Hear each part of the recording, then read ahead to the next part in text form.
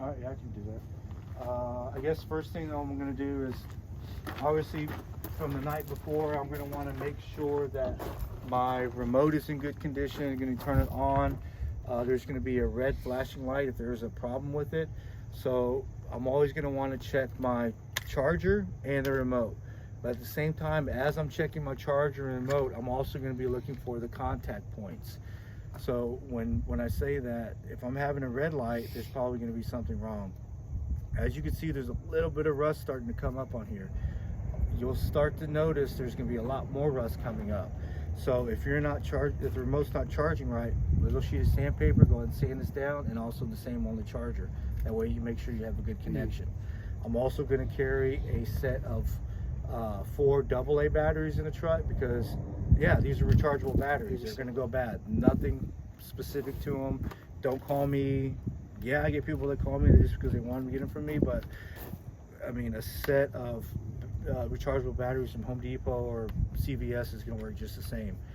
You can throw standard AA's in here, 4 AA's in here, but don't charge them. Obviously, you can be able to get 1 to 2 days worth of production out of them. That's fine. At least you know it's just my batteries. So again, I'm going to check my remote. Then I'm going to come over here. I'm going to look at my pump. I'm going to make sure that I got good water supply, nothing is frozen. And the way that I check that is I have all about, I will close this off. I will take a look at my strainer first. Okay, my strainer is good. There's no holes. There's a little bit of material in there. You know, flush it out. You can open this back up too, clean it. Clean it out. Oh, sorry, man. Now I have 0 residue in there, so now I'm good. Definitely going to check that. Make sure my O-ring is still good. Close that back up. Now I will supply water to my pump. You don't want to, I mean, you don't want to really tighten this. You're going to want to, just like a oil filter, get it in there and maybe a little tug, but you don't want to smash that O-ring because you're going to have water everywhere throughout your day. Now I supplied water here. Vent it a little bit. Get rid of the air pocket. Make sure I got water going into my pump. Now I know I got good water going in my pump. I just relieved my air pocket from here. Go ahead and close this off. Now I know I got good water flow. And then from here, I could engage the vacuum itself to make sure that I don't have any disconnects between the electrical side. So I'll go in. Let's actually jump here on the side because this is actually pretty important. I'll jump in on the driver's side. I'm going to check for codes on my truck. Thank you. So this is very important. Alright, so you have a what I call a pistol shifter here. This has the Allison indicator, Allison modes here.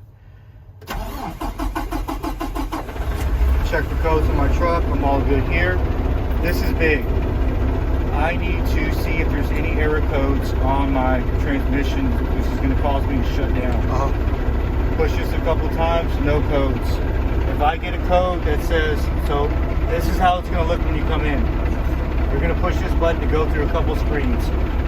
Oil level invalid is because we just started the truck. Oil temp too low is because we just started the truck. Push it again, oil life 82%. Filters okay. Trans health okay. This is what's important. No codes. If there's an inactive code, it could shut you down. It could terminate your engine RPMs increase.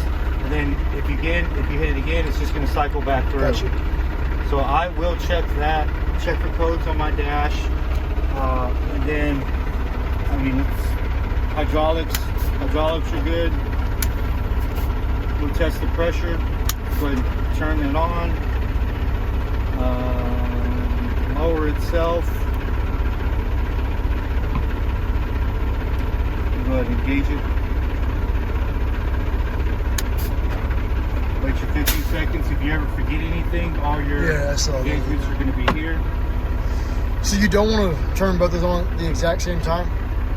kid if you want. Okay. They're very independent. Okay. I can continue to turn this on no matter what. Doesn't matter.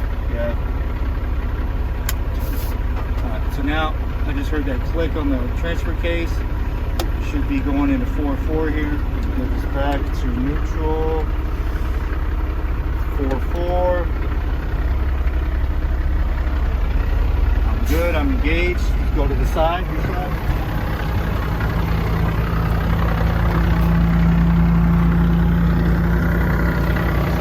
Make sure my drive shaft is spinning. Drive shaft is spinning. Come to the back. Again, vacuum breaker. 1, 2, 3, 4. 1, 2, 3, 4. We're good. Less than 2,000 psi. So now I know my hydraulic works. Now I know my vacuum works.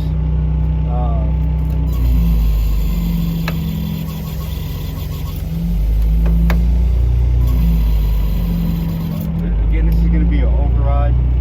If I hit the E-stop, then you should be able to override it like that. That's really it. Now I know my vacuum works. I know my engagement works. I know I have no error codes on the dash and the transmission. I know I have good water supply line going to my pump. Besides checking the toolings, I'm ready to go.